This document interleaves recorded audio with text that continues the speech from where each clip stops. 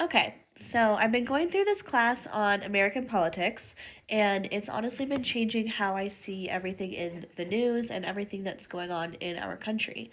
I used to think that our system was pretty standard for democracy, but it turns out that the US is pretty one of a kind when it's compared to other advanced countries, and honestly, not in the best way. How's that? I thought we had like the gold standard for democracies in like global on the global scale.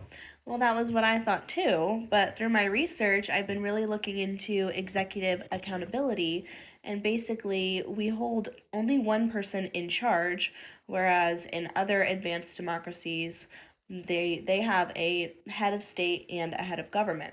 So we have a two heads problem where in the US, the president has to be two people at once. We have one president that is the symbolic head of the entire nation, like a monarch or someone like that. And then we also have a political leader, like a prime minister, that does the day to day things. I mean, isn't that like in the job description though? It is for us, but in reality, it's pretty impossible. And when you look at how other countries do it, it seems like they have it a lot more handled than we do. For example, in the UK, they have the prime minister and then they have a monarch. And being able to split these jobs makes everything easier for keeping the country in check and making sure that one person doesn't have too much power and maintaining a good sense of unity in the nation when there's political arguments or conflict of any kind. Because in the United States, we don't have someone who stays above party for stability. But does it make them more accountable? It actually makes them way more accountable because their system is less rigid than ours. Because we have fixed 4 year terms, if a leader loses the trust of the people or starts acting a little bit too power hungry, there's really no easy way to get him out or to check his power except for impeachment, which is a lengthy, time consuming process that oftentimes makes political issues worse rather than fixing them.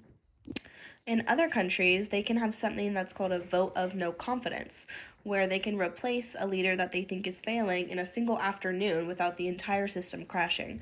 It's a lot more approachable than the system that we have. I never really thought about it like that. It really makes it seem like we're stuck with our choices for at least 4 years after we make them.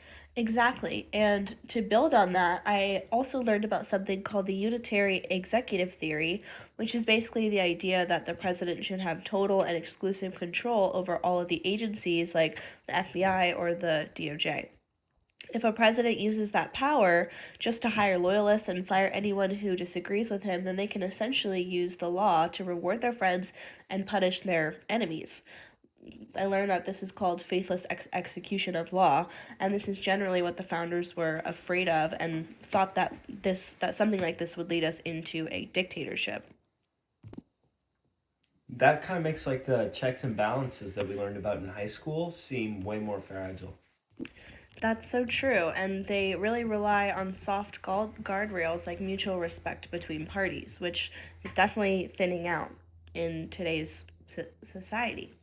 And if you look at how we're represented, it gets even worse. I also learned that representation in the US is extremely skewed and often produces unequal representation of what the public actually wants. For example, a voter in Wyoming actually has 70 times more influence in the Senate than we do in California. 70 times? That's ridiculous. How's that even allowed? Unfortunately, that was another one of those things that was a bargain that the founders had to make just to get the Constitution signed. This was something that they thought would be a lesser evil at the time. However, this now means that a minority of the population in America can actually block what the majority wants on almost everything. Plus, the House of Representatives hasn't added a single seat since 1911, even though our population has tripled. We have 3.6 million Americans in places like Puerto Rico and Guam who all pay taxes but have zero voting power in Congress. This means that their representation is completely skewed and they really don't have much of a say in anything. So I guess we're not at the top of the most democratic list. Honestly, yeah, between the Electoral College, where someone can lose the popular vote by millions and still become president, and the Supreme Court having the final word on all of our human rights, it feels like the system is designed to slow things down so much that the people barely have a say.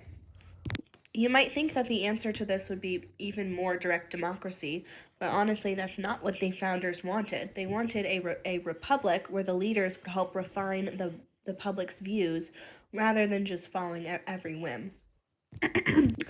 Right now, we're in this kind of weird spot where accountability is totally blurred and nobody is sure who to blame when things go wrong. It's just crazy to realize that the system is not a perfect blueprint and it's honestly just a series of hard bargains that we're still living with today. It's really interesting to think about where American democracy might fall short on a global scale.